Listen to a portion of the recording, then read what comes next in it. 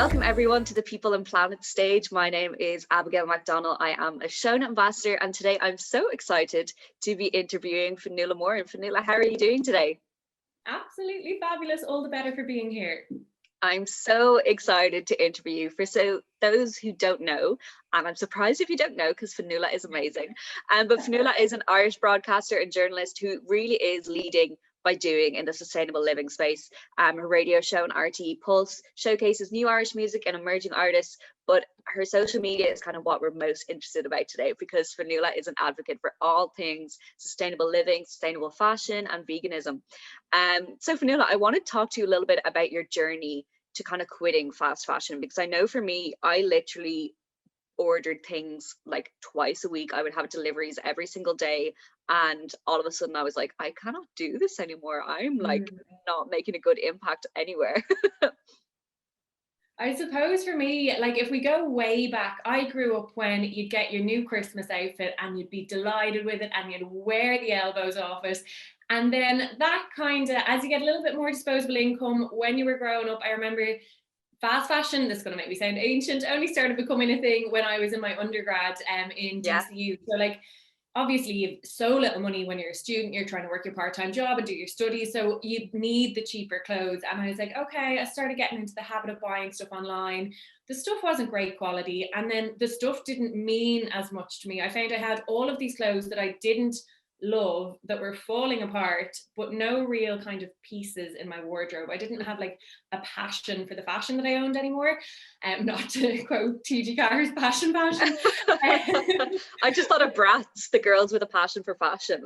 Oh my God, I love them. So yeah, that was kind of the thing, but I had this real cognitive dissonance. I wasn't thinking like, okay, if I can get a €2 bikini, where is that coming from? Where is that cost being cut? I never really thought about that. And I had loads of friends who are fashion journalists, and they're like, watch this documentary, watch True Cost, please watch this, because it was a year after I'd gone vegan and I was so into the climate and I thought I was doing so much. I was like, oh, I've reduced my carbon emissions so much, this is brilliant. By cutting out all that dairy and the animal products, I was like, yes, I am winning with the climate. And little did I know, my wardrobe was this giant carbon explosion on my footprint. So I watched that documentary, and literally overnight I was like, wow, okay, cognitive dissonance gone. I was up to see what was going on in these factories, the conditions people had to put up with so that I could buy these clothes, and just the kind of the hypocrisy of all these fast fashion brands and like your girl boss t-shirts and stuff like that, when they were literally putting people through modern enslavement essentially in these factories. I was like, okay, that's not something that I'm going to endorse by giving it my money. So overnight I was like, no, okay, I'm done. And to start off figuring out what sustainable fashion was, because this was about 2 and a bit years ago now, I feel like there wasn't as much of a conversation around it, certainly not in the mainstream anyway. I didn't have a clue what it was, and I thought I was quite well up on all of that. So I put myself in a 6-month buying ban so I wouldn't get duped into anything initially. I was like, okay, let's figure this out. Didn't buy anything for 6 months, and oh my God, the way you realize your consumption habits kind of ticking off in your head, that need to buy something new this week, need to buy something new this week. That was amazing to reset. So I would totally recommend a buying ban to anyone. It was so brilliant. And then after that, I started going, okay, 6 months in, I'm allowed to shop again now. Where do I shop? So I started hitting the charity shops, the vintage shops. I've only really gotten into Depop more recently, when some of my more modern pieces, or pieces that you kind of need, like a new pair of runners, when all of mine had gotten really worn. So I've only really gotten into that this year. But like, everything is so much cheaper. It's fantastic. I'm getting like brand new dresses that other people got and they didn't want, or whatever else, and they've still got the tags on and they're half the price. Like, it's just been so good. And even this is from a charity shop in London called Beyond Retro that I love. So it's just about finding all these clothes that have already been on this journey, and you just know that you're not contributing massively to your own carbon footprint and the damage that that's doing to the environment by buying all these secondhand pieces, has just been so fab for me. I also consume a lot less now. You can get into the sustainable fashion space and still need a new outfit for everything, and that kind of mentality that I found a little bit toxic, I've been really happy to break up with that. So yeah, it's just brought me a lot of peace. I know what I own now. My wardrobe isn't spilling out on top of itself all the time, and it's just really brought the fun back into my fashion. So I'm really enjoying that. Yeah, I was just going to ask, because I know myself, like when I quit fast fashion per se, my kind of style just developed so much and I was so excited about fashion again. Did you find that for yourself? Totally. I never found myself trend shopping, and I think that's probably why I found this so much easier. Like, I was kind of, do you know the way if an influencer wears something and loads of people are like, I need to buy that? I was kind of the opposite. Like, if I bought something and then it become the thing that everyone wears that season, I'd be like, oh my God, I don't want to be seen in the same thing as everyone else. Yeah. But just going to the charity shops, like everything you find is so unique. The same with the vintage shops. All this stuff is like 30 years old, 20, 30 years old. It's older than me. Like, and I just think that's so cool. Like, this shirt has probably been around since the 70s. I don't know who owned it before, but like, it probably had a cool life story. But just kind of like putting those stories back into your clothes is really fun. So yeah, it's definitely really changed my style. I feel like it's just the stuff that you find is so much more unique, I think is the only way I can describe it. And you just find some absolutely mad stuff. Like, I do look like a nutty professor going around in some of my shirts. Like Joseph's Technicolor Dreamcoat one, which is all this mad bits of different stuff stitched together. I love it, but it was too baggy to wear for this. Yeah. But like those kind of mad finds are stuff you'd never usually consider. It's just been really, really fun. Just go digging through and see what you find. And then as well, obviously, if you do want to stick to more like standardized styles, there's loads of really modern stuff in the charity shops and on Depop as well. You can literally like know your brand and whatever. Say you're getting a new pair of Nike runners that someone else had owned. You can just know your size, go on there. You've bought them. You don't have the guilt of whatever carbon footprint and you're laughing then. So like, it can work for everyone, I think. Now, that said, I'm not saying like, guilt tripping anyone who can't do it. I don't think you need to be a purist about it. I know some people will kind of go down that route. I don't think it's helpful. I think the more people buying the majority of their stuff or as much of their stuff as they can in this market. I know there can be different issues with sizing and different things, or if you were like a busy mum of four or something, you're not going to have as much time to browse as say I would. But I just think the more people that can get involved in this or try to look for something on Depop before they buy it new or anything else like that, and give the charity shops a scan when they need something new, the better, especially with charity shops going online now with Thriftify and things like that. So yeah, we're just hopefully doing our little bit of good for the world by buying our clothes secondhand as much as possible. Yeah, definitely. And I think it's the kind of point of that. It's a lot of people doing something imperfectly rather than one person doing it perfectly. You know, it makes all the difference. But you were kind of talking there about like outfit repeating and needing a new outfit for everything. How did you kind of get yourself into that stage where you're like, I can wear this again and it's okay? Because even I have seen like maybe the more kind of typical influencer, I even hate that word. I don't know why I'm using it, but like I can see them wearing one outfit even for pictures and then maybe selling it on Depop straight away or getting rid of it straight away. How do we get our minds to think this is okay to wear it again? Like, it's not a shameful thing to do. It's so funny because some of the people I'm like that I buy off on Depop, I'm like, am I propping up their habits because I keep buying clothes that they've worn once? So like, oh, but that's a whole other ethical issue to get into. I was like, I am enabling them to stop this. But no, I think for me, when I like started buying all these pieces that I absolutely adored, of course I want to wear them loads of times. Like, I love them. And I think like my own social media content anyway, I've never been a like swipe up to buy my whole look kind of gal. So for me, there's no real guilt there anymore. But there was certainly, especially during the buying ban, like with work, I had to go to all the influencer events to do different interviews and stuff like that. So you would be standing beside people who are like polished head to toe. It was their job to get ready to look really well for this all day. And then they're standing there looking like supermodels. And I've been sweating, running around the office doing 20 stories a day and then going out to interview them. And then like it's just kind of chaos and you're standing in whatever and like your makeup's a bit slid off and stuff by the end of the day. So there was a bit of a time being like, oh, I feel like I look a bit shabby today. But I think beyond that, you just, the piece that it gives you to know, okay, my carbon footprint is this, and I have only spent this much on, like, I managed to buy a house working in journalism in my 20s in Dublin this year, and that's just bananas. And I think in part it's because I wasn't given the Zara's and the H&M's, the odd 200 quid or anything when you run in every other weekend and whatever else. So like, I just think the benefits totally outweigh whatever. And as I said, like you'll find so much joy in upcycling all these different looks and finding different ways to wear things. Like I don't really anymore buy things like I maybe would have before, that I could only see one way to wear it. If I was like, this festival look, I'm going to get one wear out of this, I just wouldn't buy that anymore. I wouldn't see the return on investment for buying a piece that would only get one wear. So I've kind of changed my buying habits in that regard as well. Yeah, definitely. No, I can agree. It kind of makes you more creative.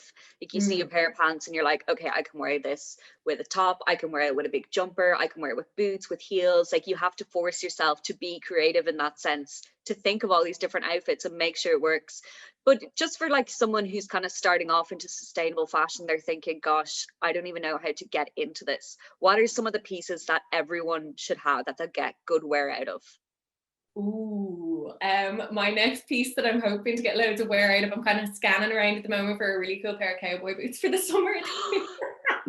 I have been on the hunt. I've been on the hunt for years, honestly. Like I'm just, it's like I'm manifesting a good pair of cowboy boots into my life. Putting it out into the universe, it will come back. But yeah, there's like loads of incredible thigh-high ones that I'm seeing on Depop, and I'm like, I need those. They are a need, not a want. Oh my goodness. But I suppose for me, like a black dress, any of those kind of basics, anything you can style up lots of different ways. I love this is how far I've fallen out of fashion now. They called spaghetti strap dresses. Yeah. But if they're like satin and then you can put tops under them, you can wear them without them, you can wear them belted, you can wear them whatever way you want. I think they're really nice just to have in the wardrobe. You can do them winter into summer, whatever else. I love satin. Anything with a bit of sheen off it, I adore. Loads of really cool jumpers. Like denim, I think, is just the best material. It lasts forever. Like there's so little crappy denim out there in the world. It's just brilliant. So like denim jackets, I have one that I'm going to keep forever. I absolutely adore it. I think they can go on top of anything. They're fantastic, and you'll get such cool vintage ones, like so cool, and you know they've been in a journey, so that's fab. Beyond that, is there any other pieces? Now we've been in lockdown, so like the pieces I'm getting the most wear out of are a vintage fleecy that I have, and my leisure wear. Obviously I haven't gotten out of leggings. Basically I put jeans on today, mind you, but for the big occasion. But yeah, like anything like that you can get a lot of wear out of is just fantastic. It's just like cozy stuff. I don't know when we'll put heels on again, but anything like that, I'm like, wow, like we used to do that to ourselves. That was not comfortable. My poor toes are so thankful for lockdown. Yeah. So just stuff that you love, stuff that's comfy. I love color, so like there's not that much monochrome in my wardrobe. I do have one or two bits like that, but just stuff that you'll have fun with. I think if you love the piece of clothing, you're going to want to wear it. I think there's this big thing of like mood dressing. I'm definitely doing it in lockdown, and monochromatic dressing, which is when you're head to toe all in the one color and it can be different hues of the same color. It just makes me so happy every day. If I get up and I'm wearing yellow head to toe or pink or blue head to toe, like I'm like, oh, just a little pop of color. Yeah, I think it's what we all need in this mad pandemic that we're all living through. And did you notice at the presidential inauguration, the monochromatic looks that were, oh my goodness, like everyone was just in head to toe one color, and I died for it. It was amazing with the gloves and the mask. I'm like, this is what 2021 needs. Honestly, the matching mask and the shoes and the gloves, everything. The mask coordination was next level. I love it. But listen, I want to kind of move on to your veganism a little bit, because I feel like when a lot of people hear the word vegan or going vegan, it's like it's a bit of an overwhelming thing for a lot of people, because it's all the way there, you know. Vegetarianism, you can kind of cut out a little bit, and then veganism is like the full throttle. About your journey into that, did you kind of go cold turkey, pardon the pun, like completely, or did you kind of take steps to getting there? So for me, it had like the actual vegan transition was very overnight, but I had been vegetarian on and off kind of unsuccessfully since I was in college. So my mom had always done incredible vegetarian food cooking. Growing up, none of us were vegetarian. She just really enjoyed that. She had been vegetarian until she was pregnant with me, and then she got really bad anemia, so she went back in the meat then. But when we were growing up, she'd always do these amazing lentil dals and all these really cool dishes. So I'd gotten kind of a good education as to what lentils and stuff were growing up for her. I think when everyone's like, pulses, what are pulses? Like, what are these seedy looking things that massively swell up? But when I was in college, I lived with a vegan, and I was like, okay, what's that? Had never heard of it before. And like, she was like a very good vegan. I would call myself like a bit of a lazy vegan. It's like burritos and different things every other night. She was doing what looked like sorcery in these pots with amazing seeds and all sorts of mad stuff going on. I was like, things I couldn't pronounce and still can't pronounce. I said, wow. But then I had another friend who was vegetarian and he was eating like processed food every other night. I was like, okay, so what's the happy medium between these two people? And I was trying to kind of do that. So I tried vegetarianism for a month. I found it cheaper and I found it really good. But then when I got out of college, I tried it again. I'd watched the documentary Cowspiracy and I was like, oh. Yeah. So that sort of didn't eat meat for about 6 months after watching that. But like I was a spinny at the time. So we were on the road every day and we had to get lunch out every day. It had to, as if that's a bad thing. Like it was lovely. But Dublin's vegetarian scene was not where it is now. This was about 4 or 5 years ago. And every single vegetarian option was like a block of cheese and a roll that like a family wouldn't eat in a week, like a massive lump of brie. So I was like, okay, this isn't healthy. So I can't be eating a lump of cheese every day for lunch. So that kind of led me back into meat again. But then a year or two later, everything was like the Dublin food scene had come on a long way. Still had to eat out a lot for work. Places were a lot more accommodating. But I watched the documentary Earthlings. And then that was the overnight thing, like done. No, I keep watching documentaries the day before New Year's Eve. So that was my 2018 New Year's resolution. And then my 2019 one was quitting fast fashion. Oh my goodness. But it just really, the cognitive dissonance I had from like eating meat to like the journey of that coming from being the cute animals that I love to being on my plate, that really was locked in after watching that. And I was like, okay, it's there now. I don't know that will ever go back, and I don't miss the food that I had before. I was never like a steak lover or anything like that anyway. But all of the fake meat now is like the plant-based stuff is so good that you wouldn't even miss it. And especially not for me who didn't like seeing blood or the little bits of chicken that like the veins and stuff, and I'm like, I always was a bit creeped by that. So now I'm like, oh yeah, give me whatever beetroot beyond burger or whatever the hell it is. Like, so happy with that. So that was kind of the journey in. Like, I think when I started, and this is advice I would give to anyone starting, and like the processed food is gorgeous, but like if you were trying to do it, I would recommend eating like a whole foods diet. So just getting lots of different vegetables, lots of beans, pulses, all the lentils, all the mad stuff, just trying to do it mainly that way, because that's the way you'll see the most perks. Like, it cleared up my skin. I was what my mom called a lazy vegetarian. I was eating eggs about 3 times a day. One of my friends was like, yeah, that's probably why you're getting this like mad cystic acne. I was like, interesting. And then I put them out. My skin totally cleared up. It's gotten so much brighter. I have so much more energy. My recovery time after workouts is way quicker now. Wow. No kind of bloating or digestion issues and stuff like that, like I would have used to have. Now, if you are transitioning into veganism, you will get that at the start, because if you're eating lots of whole food, your body's going to be adjusting to having so much more fiber. So you'll be a little bit bloated for a few weeks as your body gets used to it, but then it'll level out and you'll be laughing. But I don't necessarily recommend transitioning overnight. Like, if you're eating, as we said earlier, like lots of people doing things imperfectly is so much better for the planet than like 1 or 2 people being total Puritans with their veganism or whatever else, with whether it's fast fashion or anything else. So if you're doing it and you start with like maybe 1 night a week that you're not having meat or any animal products, and then if you notch it up to 2 or 3 or as many as works for you, like it won't work for everyone nutritionally. So I would never prescribe being like, no, everyone needs to go vegan. I'm not that kind of vegan, because I just don't, I'm not coming at it from an animal rights perspective the way I was initially as well, which I think makes it a lot easier for me to be calmer about it. I totally understand people who have that angst about it, because they will see every animal that is eaten as a murder or whatever else. And I do get how stressful that is if that's your belief system. Whereas for me at the moment, it's kind of evolved to be, I'm reducing my carbon footprint as much as possible. So it's kind of easier to come at it in a really sort of calm way. But yeah, I just think the more people you see how fab the diet can be and how much fun you can have with it and how amazing all the options are of all the stuff that you thought you'd miss now, I just think that's going to get way more people on board, and then we'll be laughing. So yeah, that's my journey into it. Amazing. Well, one question I kind of want to ask you is, what is your favorite vegan food that not everyone realizes is vegan? I ate a whole bag of them last night, so can't ask me them. Red Doritos. Oh my goodness. but lovely peppers and like a bit of vegan cheese if you have it around. I'm not that fussed with vegan cheese. It's one of the things I thought I could never live without. Now I don't really care for it at all. Probably scarred from the vegetarian days when all was available was cheese everywhere. But yeah, that with like, oh, just lovely peppers and pickles and jalapenos all over it is just stunning. Load of hummus mixed through it, like so fab.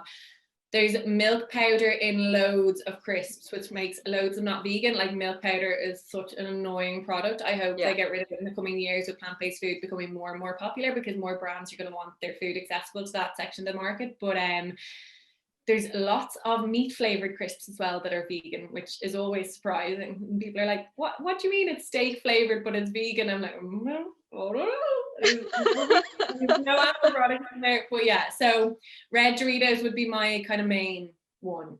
Amazing. That's so interesting. Oh my God, who knew? Honestly, there's one thing that I saw as well was like, you know, those like garlic baguettes with like the garlic butter on them. Like so many of them are vegan. Oh yeah, they're good. They're very good. Who knew? Honestly, very, very interesting. I think a lot of people think it's like, oh, this deprivation. I could never go without all of these things. But like a lot of the stuff that you love, you don't need to go without it. Like there's vegan options where it is vegan. Like it's not.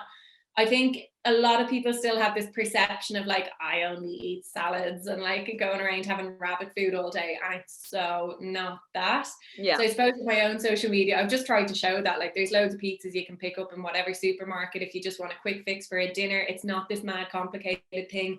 I think if you get into some of the recipe books when you're starting off and there's like these 30 mad ingredients you've never heard of, that can be very off-putting because you're like, oh my God, this is going to take 2 hours. And I think some people try to do what I would call like a Sunday dinner every night of the week, and that can be really time intensive, and then it can just be so off-putting that you're like, no, it's too much effort, it's not for me, like whatever. So just go at it easy and try lots of different stuff. Like there's so much plant-based stuff out there now just for quick and easy dinners, as well as like really, really healthy things. So like stir fries will take 15 minutes. Burritos take about 15 minutes to do up a nice big table of lots of different bits you can throw in as well. I always try to get like my own little boujum at home. I'm like, oh, so yeah, anything like that I think is a real quick and easy way to intro yourself into it. Amazing. Listen, Fionnuala, thank you so much. You've been so informative, and I think everyone who's listening today is going to have like a notebook and pen with like tips to take down, because you are so wise in the kind of sustainable living platform. But thank you so much, and listen, enjoy the rest of your day. Thank you.